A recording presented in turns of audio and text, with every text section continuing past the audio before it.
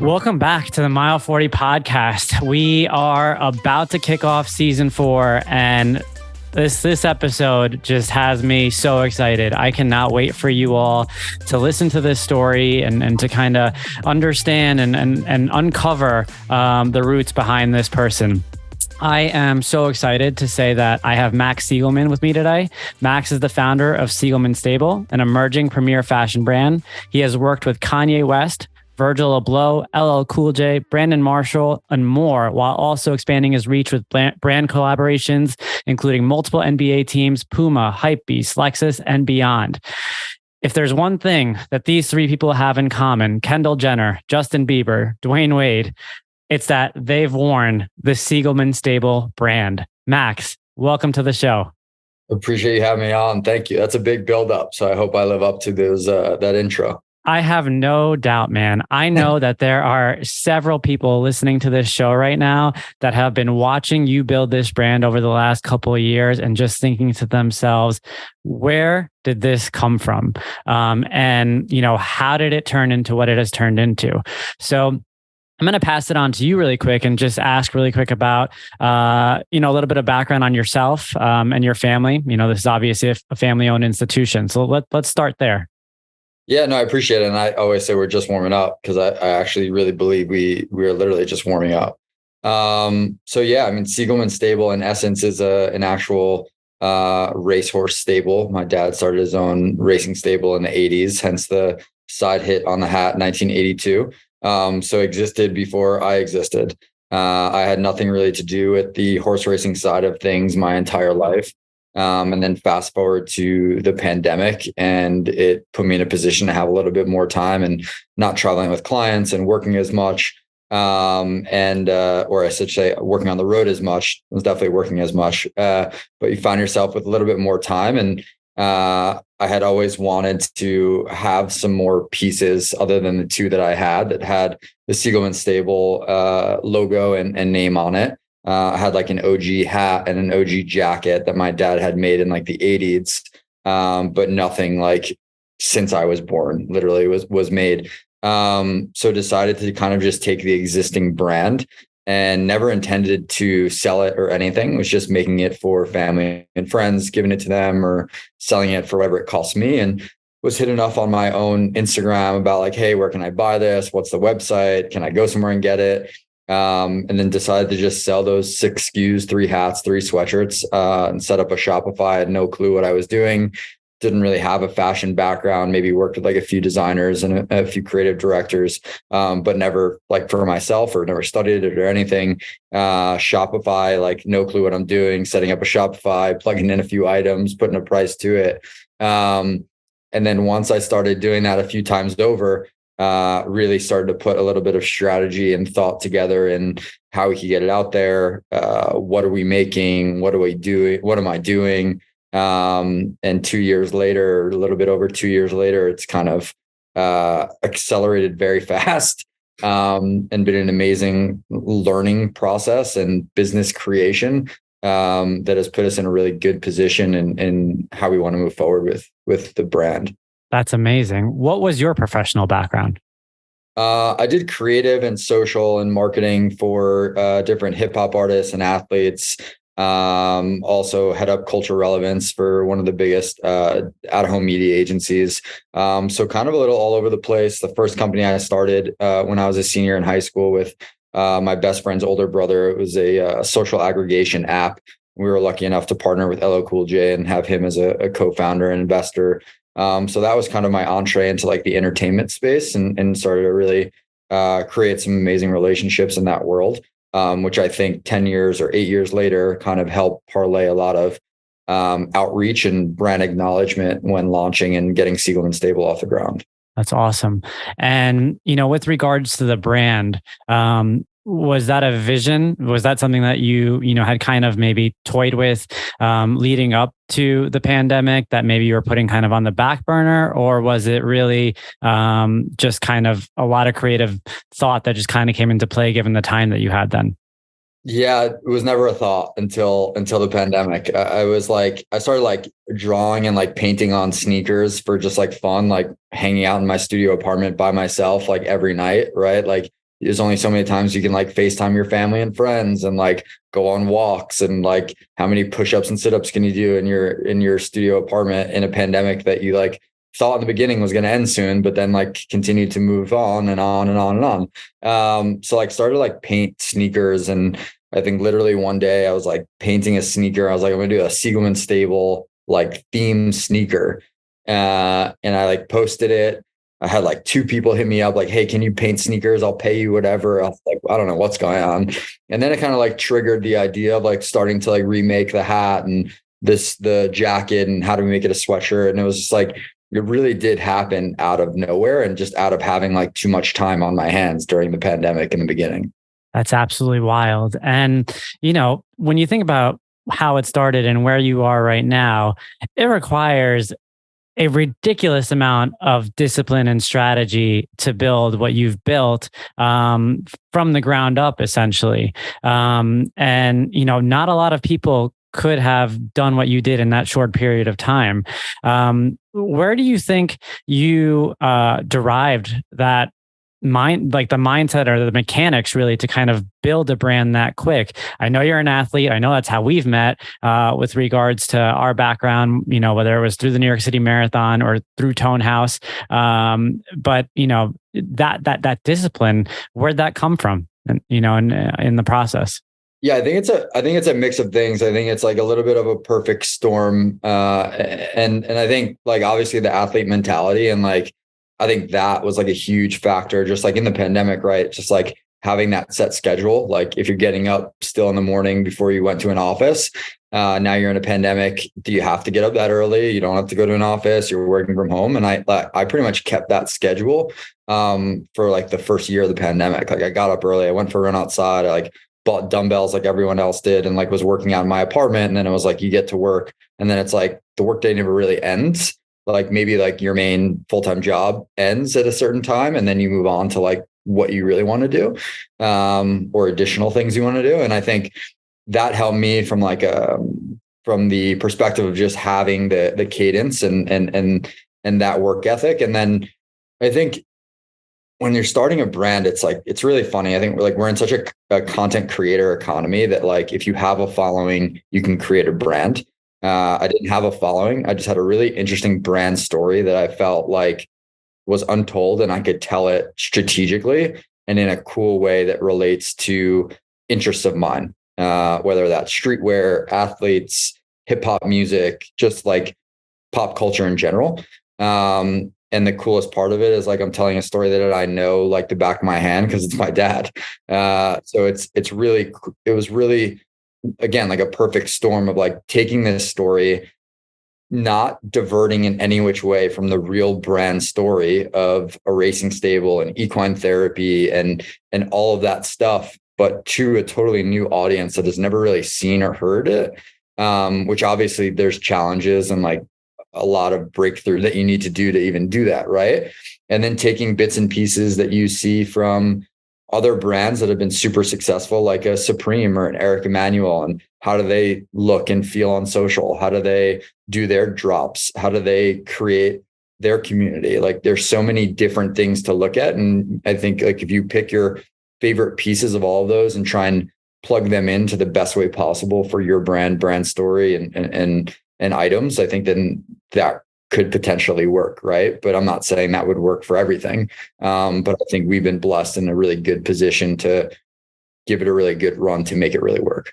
Absolutely. And just for context for the listeners, do you mind sharing the brand story a little bit, in particular, talking about the work you've done with equine therapy, and kind of just looping everybody in on that? Yeah, I mean, as soon as I decided to start selling items to people that were just not family and friends and launch a website, I knew any brand that's just kind of starting out of nowhere really needs, one, a good brand story, and two, to like have a purpose. Don't just like create clothes to create clothes, and that's not sustainable. It's not good for the world. And we really put a lot of emphasis on sustainability and being one of the first sustainable luxury streetwear brands. And that's just a small piece of our brand. But the equine therapy piece, I said, just to be true to the brand story, my dad had always opened up his race stable to outside of just using his racehorses to race horses. And that's how he made a life for himself. He was training these racehorses for people who had tons of money or people who were just doing it for fun or their livelihood or whatever. And this was literally his job. But in addition to that, he opened up his stables to inner city youth programs that he either created or attached his stable to, or veterans programs, and opening up his stable to veterans with PTSD to be in with these animals and go through equine therapy programs or special needs kids, and still does that to this day on every day. So to me, that's a huge piece of this brand story. And so for every item that we sell or for every drop we do, we will link up with a different equine therapy program around the world to donate a portion of proceeds. And think that's super important. And we'll, as long as we sell pieces, we will always donate a portion of proceeds to those equine therapy programs. Awesome. How has your family rallied around you since you've built this? Right? Like, what were the initial reactions? Did your dad maybe just want to keep it to a stable? And did you have to talk him into the fact that, this is an opportunity, or were they on board from day one? I want to say it was a mix. It was like, definitely on board. He's like, yeah, this is cool. And I think there was probably thoughts of like, who the fuck's going to wear a Siegelman Stable hat? I think verbally someone told me that in my family, not my brother or my parents, maybe an extended family member. And I think like as things continue to build and certain people wore it, or it was seen somewhere and someone random in an airport ran into someone else wearing a hat and they were like, oh, nice hat. Like it just began to like kind of be a norm for them. And I mean, they are always supporting me in everything and anything that I've ever done. We actually just did a Super Bowl event for Don Julio and Johnny Walker, and bringing their two Diageo brands in-house together and doing a 3-piece capsule. And I brought my family out there to enjoy it. And I mean, it's awesome, man. It's literally like, it's my dad's story. My mom obviously plays a huge role in it. And she actually designed these two logos in the 80s. She like hand drew them out. I literally got my trademark today after filing it 2 years ago. And I sent them a screenshot and she responded 41 years after I filed for Siegelman Stables Incorporated for my dad. Right. So like it's cool, man. It's heritage, it's legacy. And then definitely a huge support system. Even before this, but definitely now for this thing that we're doing. That's awesome. One thing that you mentioned, that this is the ultimate airport hat. I personally was not a hat guy, but I think I texted you a couple of months ago because I saw someone, I live in Chelsea, and I saw someone randomly walking around meatpacking wearing it. And I'm like, all right, enough's enough. I got to get myself one of these hats. I'm not even a hat guy. And now I cannot literally go to an airport without wearing this hat. And so it's ultimate air. I think it's even before, I guess, like early on, like when hats were starting to circulate maybe a little bit more and more, it became like a networking piece. Yeah. And like, if you were wearing the hat, it's like, you knew, but then the other person wearing the hat was like, yo, do you know Max? And it was like a fun, interesting networking like experiment. And I heard amazing stories of like two random people I know from totally two different worlds, like colliding in an airport or on a beach in Miami, and they were both wearing the hat and they started to have a conversation. They ended up doing business 2 months later, or one person was wearing the hat and actually was friends with me or knew me, and the other person had no clue. They just heard of the brand. It's like, it's still in like a really cool phase where, yes, we're growing. No, we're not ginormous to any stretch of the imagination, but it really feels like the community that we built of customers or just fans of the brand, even if you don't own a piece or have never bought a piece, is really, really cool and interesting and literally like a networking piece and like a approachable thing to be like, yo, nice hat. Like I have one of those, or like, yo, Max, or like, I think it's really cool and special.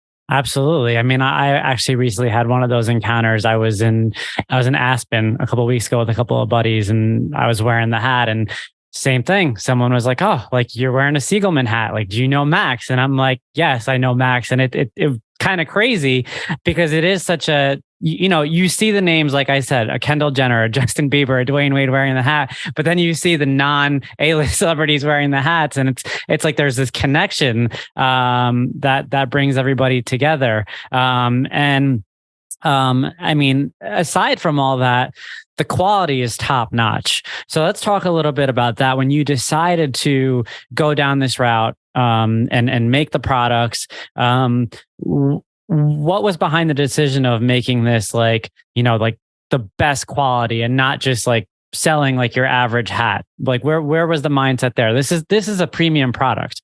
And what was your approach? Yeah, I think one, like I want to make something that I'm gonna wear. Yeah. And two, it's like, well, I guess first off, it's like I wanted to recreate the original pieces that I had as close as possible. And the hat I had was like a 5-panel hat, maybe a little bit less structured, but still had the high top. It actually had a rope across the front, but I felt like the rope across the front when I first started this wasn't a popular item in fashion, or at least in what I thought my potential customer base or audience would like.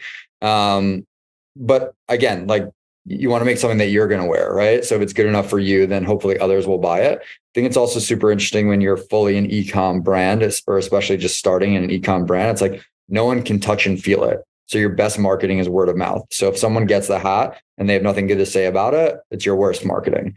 And that was a huge piece for me. And then if you send it to someone like names that you're mentioning and they see it and it's shit, they won't wear it. But if they wear it, that could change your entire business.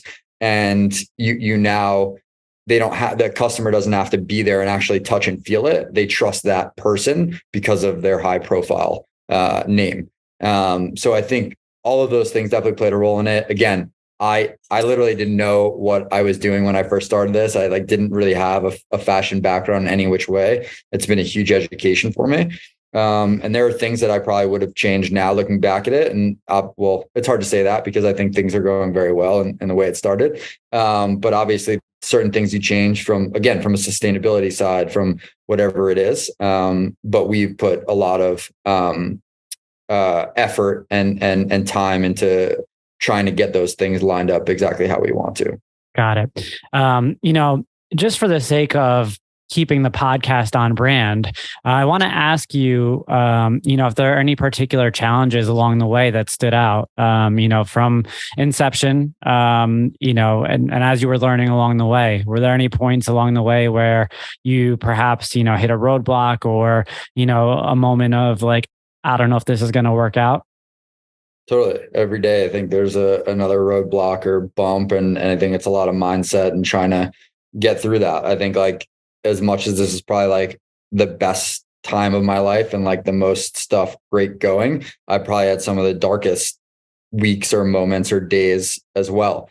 And like I have a huge effort this year and in the recent time to just like focus a lot on mental health too. I think like I put a lot, like you mentioned, of like running a marathon or doing HIIT workouts and stuff. And I think we pay so much attention to the physical, like beat up your body to get it better, where like you beat up your mind, but you don't try and make it better. You just keep going. And I think I've made an effort to try and change that mindset. In terms of like specific things, there's definitely like moments where we had like some really, really good momentum, and you'll get a lot of outside noise start to come in, and people will tell you what they think will work really, really well. And I think you should always listen and absorb and think on those things that people say, especially if they're coming from a place that they're either willing to help you or have done it themselves. But I think you should really question sometimes if people know or have done it themselves. But if someone tells you that, oh, this is what you should do, you should always question if they've done it or not, because they might just be saying something to say something. I think we fell into a place probably where I listened to enough outside noise where we tried to fill voids, whether that was like fulfillment or trying to get prices down or whatever, and you kind of lose your way a little bit. But I think I recognized that as fast as I could have and changed course and corrected that. And now I think we're in a better place for it. So I think it was an annoyance, a slight setback, but I think it was a great learning point for us as a company, to make sure we don't do that going forward. And what could we do to make it better than going that route? So where are the products manufactured, and how did you learn about that side of things? Yeah, we make everything we keep everything local. Partially one, the sustainability side. The other side for me is I'm super hands-on with everything. I like to be able to like walk into a studio, like how's it getting printed? What does the embroidery look like? A little bit of quality control and hands-on is important to me. So we make everything here. We have our main embroidery shop and print shop in Brooklyn, where I live, where our office is. And then we also, to keep up with demand, have an additional studio in New Jersey. So all within reach for me to show up at any time unexpectedly. I like that. You bring up the demand side of things, and from an outsider's perspective, one thing that I think about is when you're building something and perhaps it grows a little faster than you could have ever imagined. How do you handle that? And is that the case now where, did you have control over the growth of this, or did it get to a point where it just got really big, really fast and you had to kind of scramble and figure out how to meet the demand? Yeah, I think I've been good at controlling the narrative in terms of quantity put out. I think you have to pay super close attention and keep your pulse on your own community of customers. And then the second market, when I set out, I really wanted to build a brand, to spend $0 in marketing like we've done. You need to build that hype without selling too much product. And that's very hard, super hard. And you need to be super strategic about it. Yeah. The first time I saw a hat or a piece of ours on resale, I was like, fuck yeah, we did it. Like that was it for me. And I think that's when you really need to pay attention to how often you're doing drops. I think frequency is a huge piece of staying relevant. And we try and do drops as frequent and as close to every Friday as we can without overselling and seeing 150 products on resale websites. But there was a point maybe 6 or 8 months ago where we paused. We didn't pause production, but we paused selling product for like 3 or 4 weeks, which obviously hurts revenue. Yeah. But I think at the end builds additional brand equity by not having all of these pieces on resale at once, where people are now paying a premium to get their hands on stuff because they don't know when you're going to sell something else. Yeah. And I think it's a very fine line on, okay, did I just piss off Joe Smith, who came to our website 5 weeks in a row and we sold out in 30 or 90 seconds and he couldn't get a hat?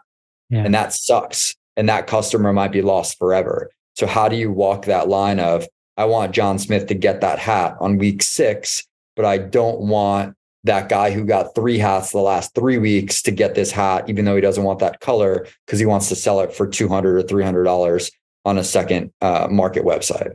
So it's tough. I think we've done a really good job at mixing it up between our own stuff, between collabs, between a lot of things that we're working on behind the scenes. So I think we're in a good spot. I think that there's a good balance between supply and demand. I think you always want demand to be a little bit above your supply, even though that revenue won't hurt you. But I think you need to just continue the frequency and try and do as new stuff and as often as possible. So it's forever a learning process for us too. Absolutely. That kind of brings me to a thought. Are you constantly needing to reinvent the wheel around, whether it be new products or new projects or new collaboration? Or is it at a point where you can kind of lean on a specific set of SKUs and just say, okay, like this is our foundation. This is where we're going to expect to continue to see revenue. And all this new stuff is just going to kind of be in addition to that.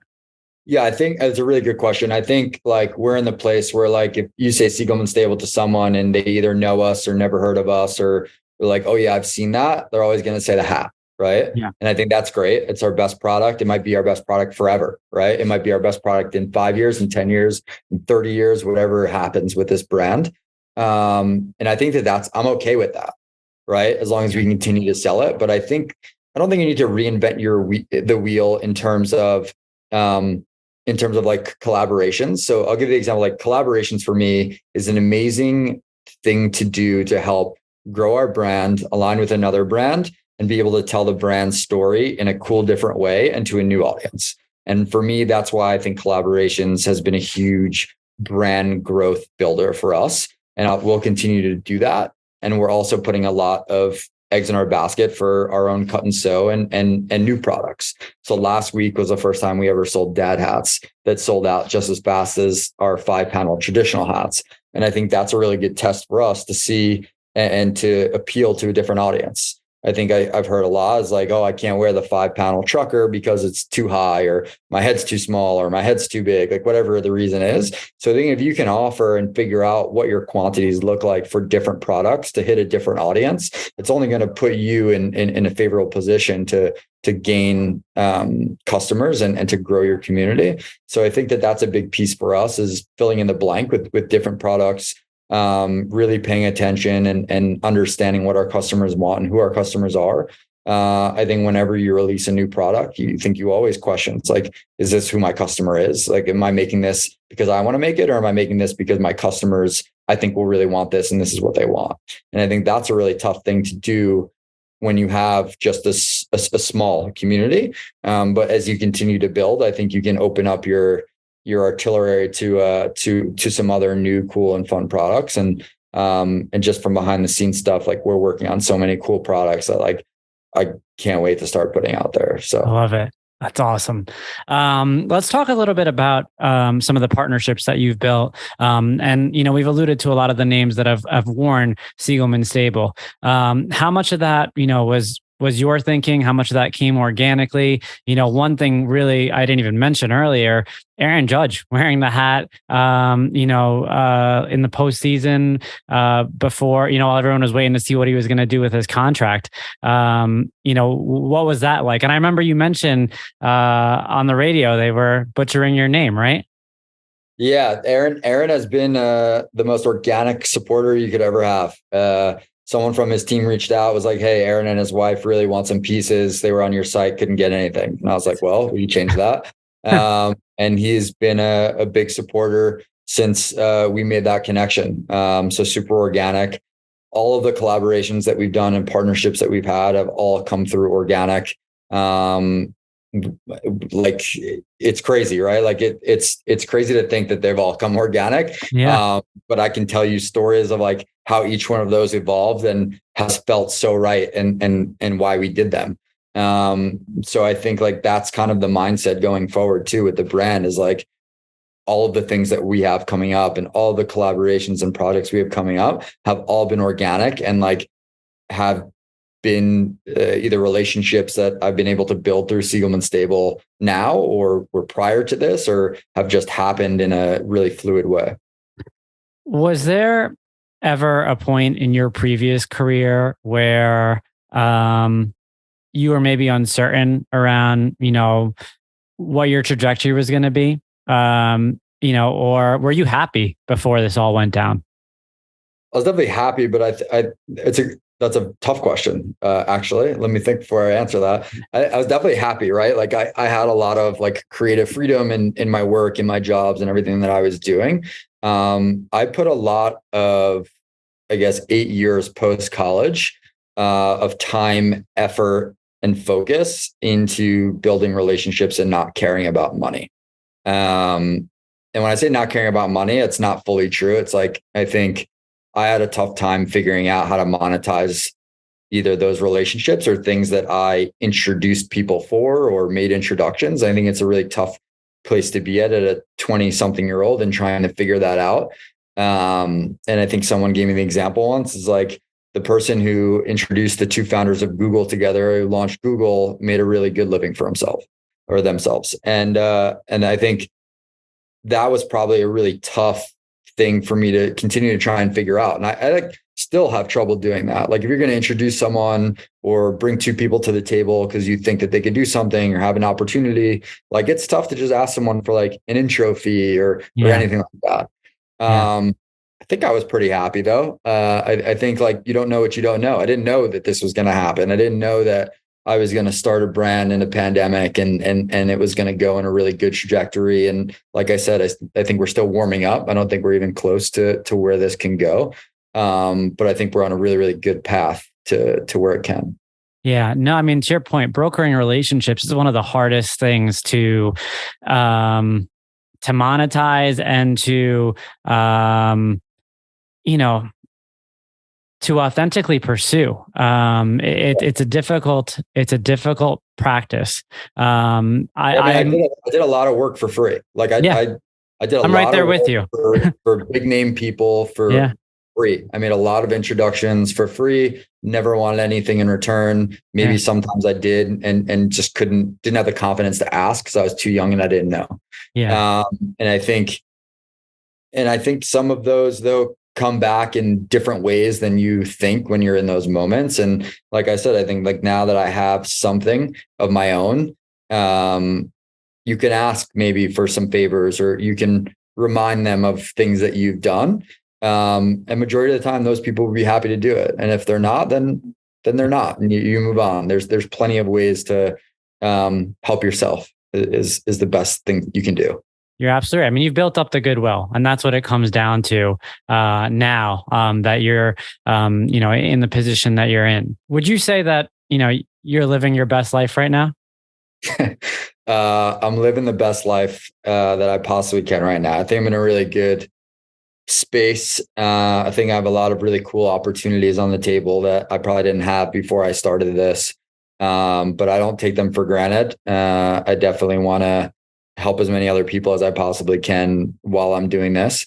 In a really good position, just like personally, like Siegelman Stable is run by two people. It's myself and my girlfriend. We work together. We live together. We live and breathe this together. So just in a good, blessed spot.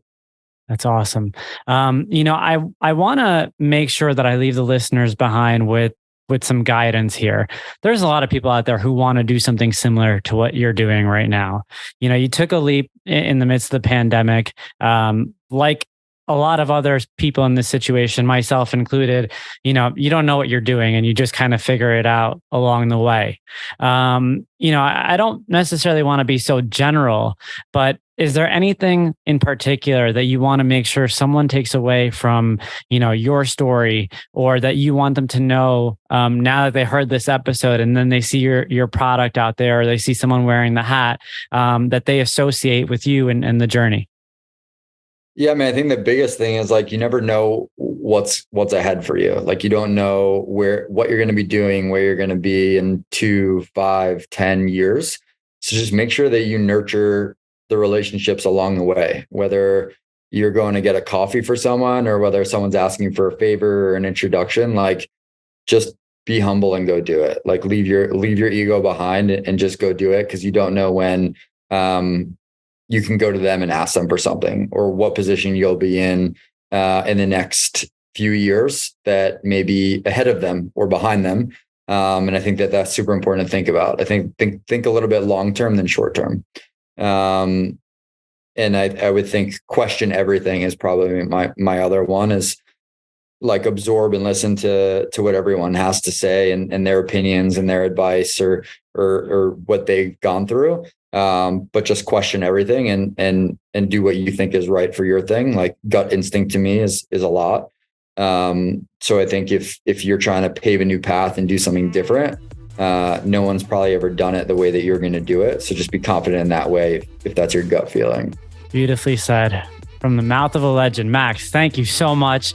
Honestly, man, I can't express my gratitude for you coming on here, for sharing the story that I know a lot of people have been kind of wondering about, wanting to hear more about. And I'm super proud of you, your success and the success of the organization. And I can't wait to see where you take this thing. Like you said, you're only getting started. That's it. We're just warming up. Love it. Thank you. Thank you.